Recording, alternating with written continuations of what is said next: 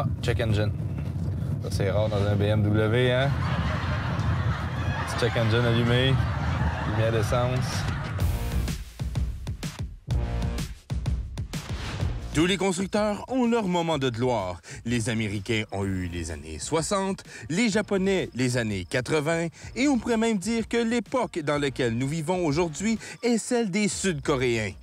Chez BMW, c'est au tournant du nouveau millénaire qu'elle fut au sommet de son art. Ce fut d'ailleurs durant cette période que la BMW M5 devenait la berline la plus rapide du monde. Et ça leur a pris presque 10 ans avant que la concurrence ne la rattrape. Au début des années 2000, BMW jouissait tellement d'un succès incomparable chez la concurrence qu'elle s'est même amusée avec quelques modèles nichés, comme la BMW M coupée, mieux connue sous le nom Clown Shoe, en raison de sa forme étrange. Et n'oublions surtout pas la BMW Z8, ce cabriolet à couper le souffle qui fut la vedette du film 007 The World Is Not Enough, avant qu'elle se fasse tristement scier en deux par les pas fins.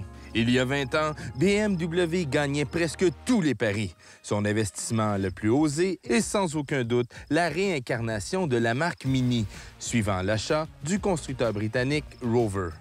La Mini Cooper fut tellement un succès commercial monstre qu'elle a donné naissance à une marque entière, qui demeure à ce jour toujours aussi pertinente.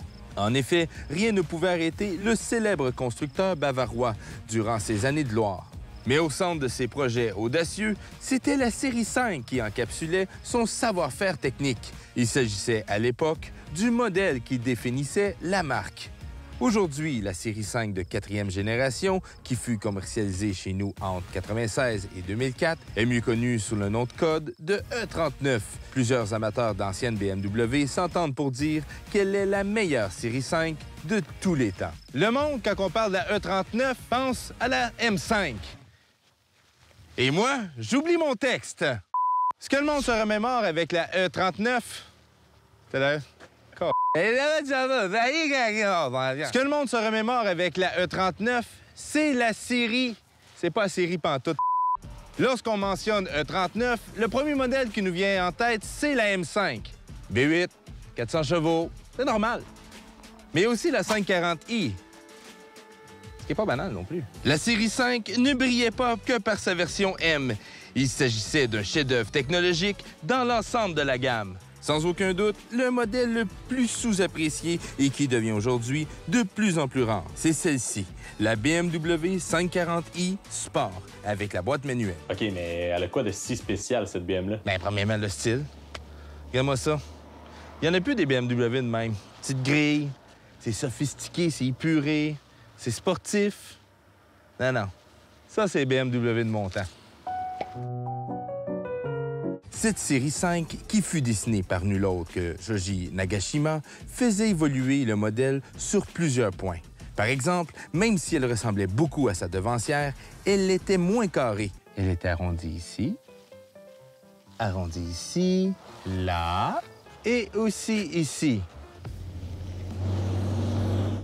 Ceci lui permettait d'améliorer son coefficient de traînée pour qu'elle soit plus aérodynamique et ainsi mieux performer à haute vitesse. Ils l'avaient-tu d'affaire, les Allemands?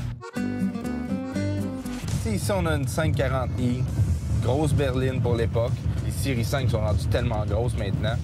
Mais on a un plaisir de conduire. On a un V8 de 300 chevaux, ça avance. On a 6 vitesses pour s'amuser, manuel, à bâton. On avait une recette gagnante. On retrouve tout ça aujourd'hui. Les voitures sont rendues grosses ou électriques. Il n'y a plus de manuel. Oh. Je m'ennuie de cette époque-là. Là, je regarde la voiture. C'est pas une M. Du bois, cuir beige, l'extérieur sleeper bleu. C'est super beau, mais c'était quand même aussi cher en option qu'une M, ou presque. On a même le téléphone cellulaire juste ici. Téléphone cellulaire, vous prenez une carte à puce, mettez ça là-dedans, fonctionne à la carte.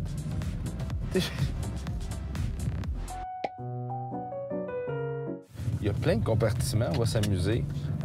Et voilà, la radio-cassette qui est cachée par la bordure de bois. On a ici une petite place de rangement pour mettre du change. Ah,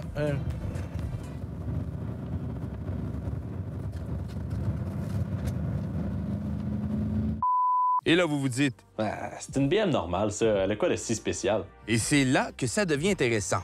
Oui, elle ressemble à une série 5 normale, mais sous son capot se cache toute une mécanique. Ce n'est pas un V8 de 4,9 litres, mais la 540i avait quand même un V8 de 4,4 litres avec une puissance de 282 chevaux et un couple de 325 livres-pieds.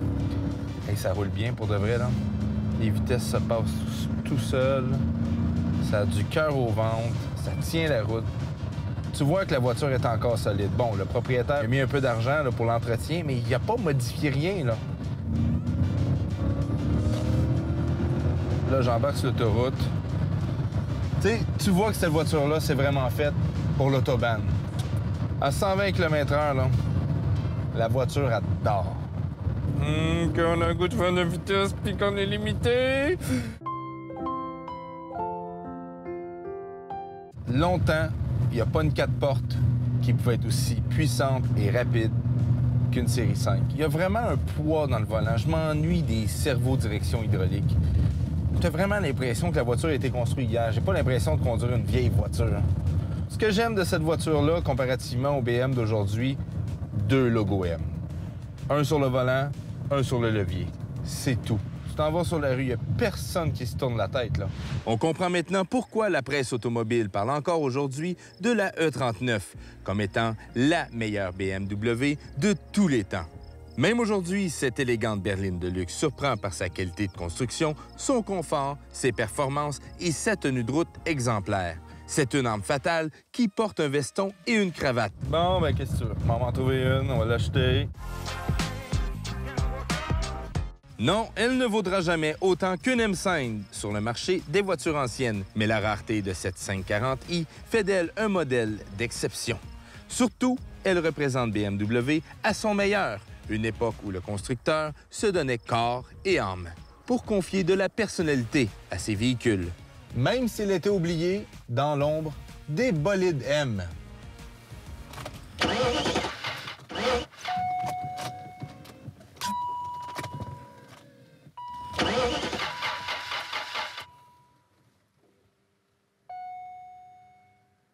Bon, appelle le propriétaire, dit que sa BM est encore cassée.